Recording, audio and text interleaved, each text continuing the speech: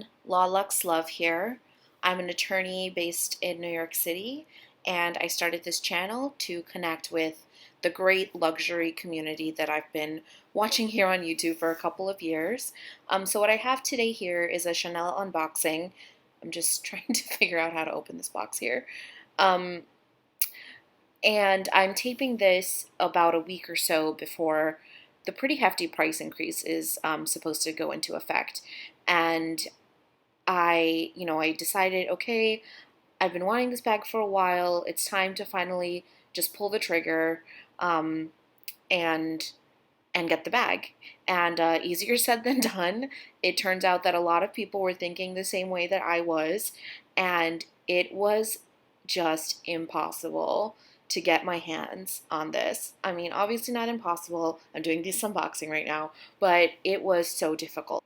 And I get it. I understand because the price increase that's rumored to come is pretty hefty. It's 12 to 15%. And okay, no wonder why this was so difficult to open. It seems like there's a box in a box. Um, at least this is very secure packaging, so that's good. But as I was saying, I reached out to 6 or 7 different essays. Being in New York, there are a couple of Chanel boutiques. Oh, so beautiful. This is so pretty. Wow. The packaging, it never ceases to amaze me.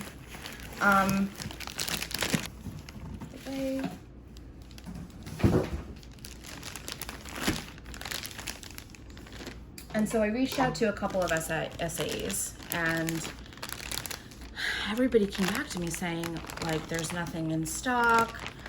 We can put you on the reserve, which is fine, but for this price increase. And I asked, if I'm on the reserve today, and you took my card information, I'm happy to pay for it today. Can I, even if it comes in a couple of months, can I lock in, today's price? And I got a resounding no. And so, that really upped my desire to get this now. And so luckily, after, reaching out to multiple essays over multiple days, I finally got a hit. And this particular essay was actually able to source this for me from another location.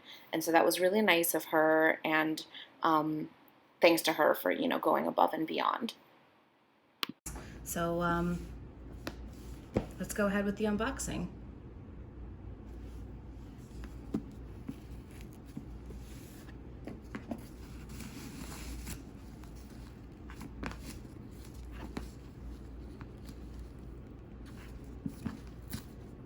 I always like to take this off and put it right there.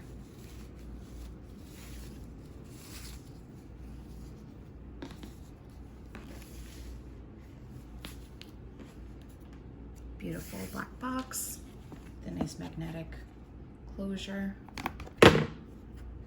There is that gorgeous black packaging. So beautiful. I've noticed that, the other Chanel bags don't have this black paper. I'm trying to be careful here.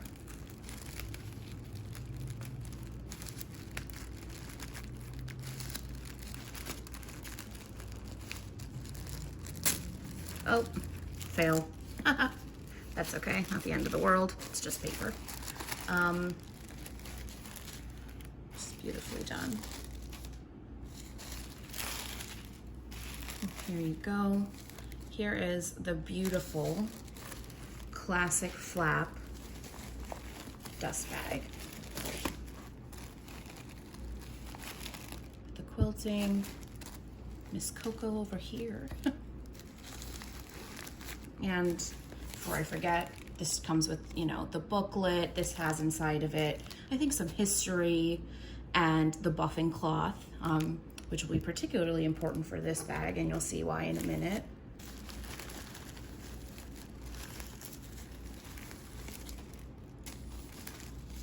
Beautiful.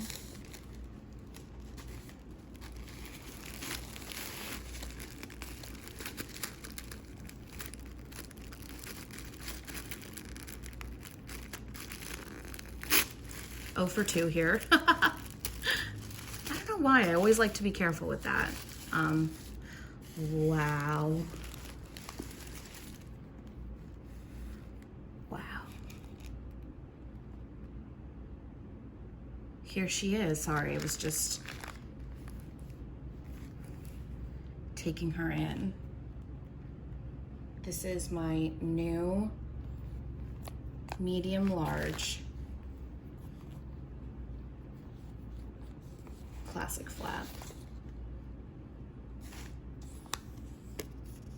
Comes with the tag, and you can see I got it at the old 6,800 price. Gorgeous burgundy interior. Appears like there's some wrinkling here.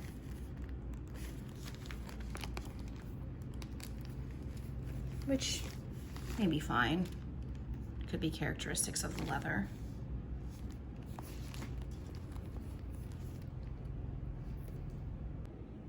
Hi everyone, sorry for the change in lighting here and that this seems to be a different video, but that's because it is.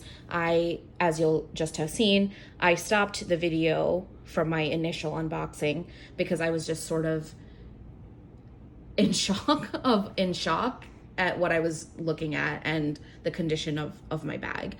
And now I've had some time to sort of process and take a really good look and talk to different SAs, and I've decided that I'm going to be returning this bag. But I just wanted to show you the bag that I received, my thoughts, why I'm returning, and how I'm feeling overall, and my next plan and my plan forward. So you can see here, just by looking at the top, there's some wrinkling here. There's like a indent here, which seems to be maybe a fingernail scratch, not sure, but it is indented. Not a big indent, but a small one.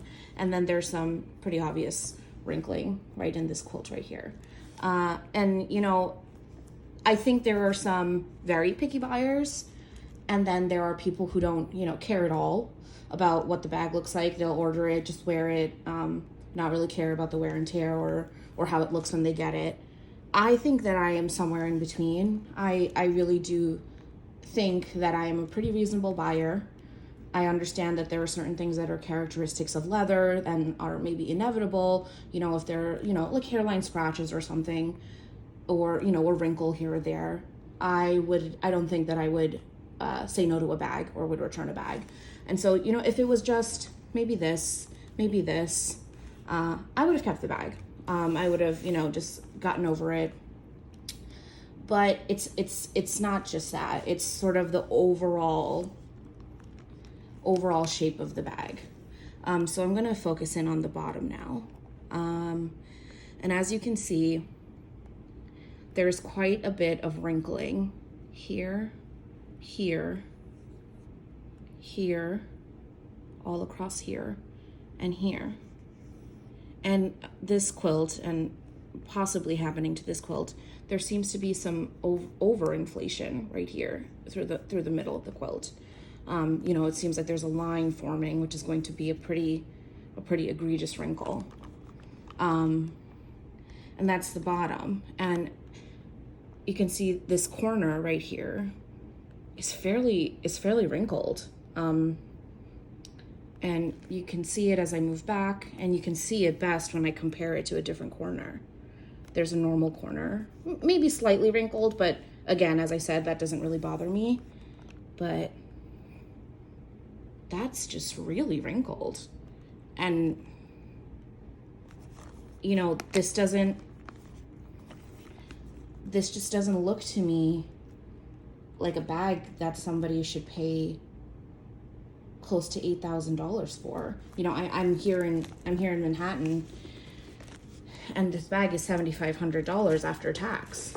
And this, I don't know, this just seems like there's a little too much that's already wrong with it for me to feel comfortable to pay that much money. And I was thinking, am I being really, really picky? I know that some leather wrinkles, am I just being hyper aware?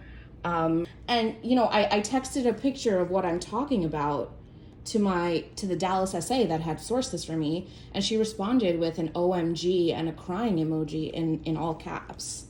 So it's, you know, it's not me being picky. This is something that elicits that response, because this is being sold as a new bag, and it looks pretty worn. It looks pretty worn. And so, you know, my experience has been frustrating to say the least, because as I was saying, there's quite a bit of panic buying, because now this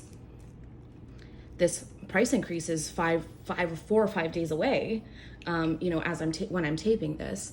And there's no, I think I've called every Chanel boutique there is in America, and in the United States rather, and I have called basically every retailer that sells Chanel handbags, and they have all said that there's not a single more Chanel medium classic in the black lambskin with gold hardware for sale. And that feels sort of coordinated to me, that they are just holding stuff back.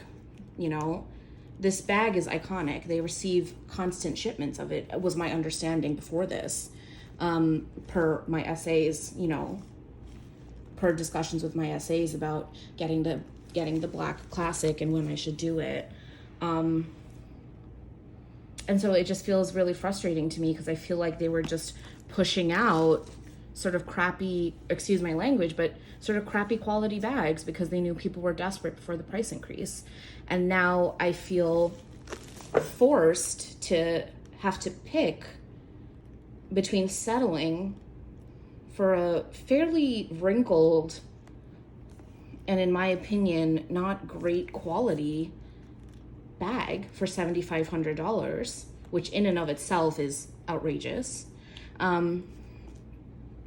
or pay $1,000 more to get a bag that, you know, doesn't have this sort of quality issue for the same bag. It's the same bag.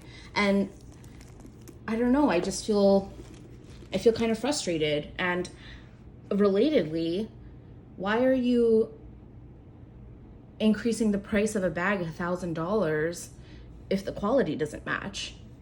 Like, why is this bag going out for $7,500, let alone next week for $8,500? This is not a bag. This is not a bag that somebody should pay $8,500 for, or $7,500 for.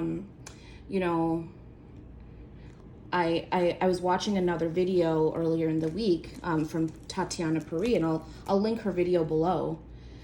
And she was talking about why she's not buying Chanel anymore, and I don't think that that's where I'm at. And maybe by the end of this video, my frustrations will have boiled over, and that's where I'll be. But she was saying, you know, every time she sees something that's kind of wonky on a bag, and she asks an essay, they say, "Oh, it's handmade. We can expect imperfections." And she said, well, how come we don't see imperfect Hermes bags? Because those are also handmade. And we're not seeing, you know, Birkins and Kellys and Constances and wallets coming out that have all these imperfections, you know, different from what we're seeing here. And in a week or in 4 days, this is going to be up there. This is going to be up there with what those bags cost. But the quality doesn't justify it. It just doesn't. It really doesn't. Yeah, so, you know, I'm going to be returning this bag. Seems pretty hopeless, and that I won't be receiving a medium before the price increase. And so, yeah, let me know your thoughts. Let me know what you think I should do. Should I just, you know, should I just settle? Should I just keep this bag? Would you guys keep this bag? Or should I just, you know, fork over the extra $1,000 and get the bag that I think is better quality? Or should I just give up and maybe I just don't need, you know, a black classic flap in my collection? And to that point, you know, I'm aware of how lambskin wears. I know how lambskin is. I do have other lambskin bags in my collection, other medium lambskin bags actually, and they don't look like this. Even the ones I bought one earlier, very early 2021, doesn't look like this. So not really sure of my plan forward. Let me know what you guys think. Should I just keep it? Should I just spend the extra $1,000 and get another one that's better looking? Should I just give up on Chanel medium black lambskin bags? Yeah, let me know what you guys think. Thanks so much for listening to my little bit of a rant. And thanks for watching this video.